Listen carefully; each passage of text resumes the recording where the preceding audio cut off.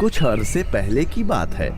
चंचल नाम की एक चिड़िया अपने छोटे छोटे बच्चों के साथ घने जंगलों में रहती थी। फिर एक दिन घंघोर बारिश के कारण उसका छोटा सा प्यारा सा घोंसला उजड़ गया और वो बेघर हो गई। वो अपने नए आशियाने की तलाश में एक नदी के पास पहुंची। नदी के किनारे 2 पेड़ थे। चंचल को वो जगह पसंद आई और उसने वहां मौजूद पहले पेड़ से पूछा, पेड़ भाई, फिर से बारिश का अंदेशा है, तो क्या मैं और मेरे बच्चे तुम्हारी टहनी में घोंसला बनाकर रह सकते हैं? पेड़ ने कुछ देर सोचा और फिर उस पेड़ ने चंचल को मना कर दिया। चंचल मायूस हो गई। तो फिर वो दूसरे पेड़ के पास गई और वही सवाल पूछा कि क्या वो अपना आश्रय इस पेड़ पर बना सकती है। वो दूसरा पेड़ चंचल की बात मान गया। चंचल बहुत खुश हुई और फिर वो अपने बच्चों के साथ खुशी खुशी दूसरे पेड़ में घोंसला बनाकर रहने लगी। महीनों बाद एक दिन फिर से वैसा ही तूफान आया जैसे चंचल ने पहले देखा था।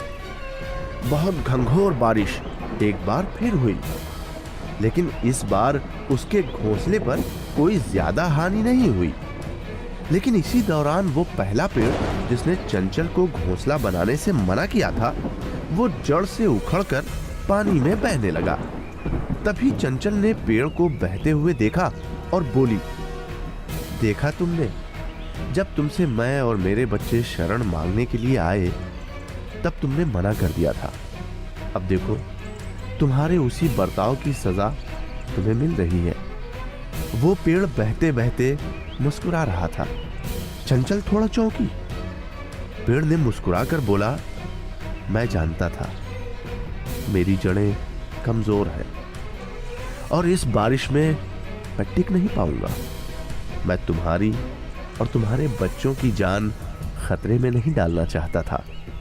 इसीलिए मैंने तुम्हें मुझ पर घोंसला बनाने से रोक दिया था। मना करने के लिए मुझे क्षमा कर दो। और ये कहते कहते पेड़ बह गया। चंचल को इस बात पर, अपने बर्ताव पर बहुत अफसोस हुआ।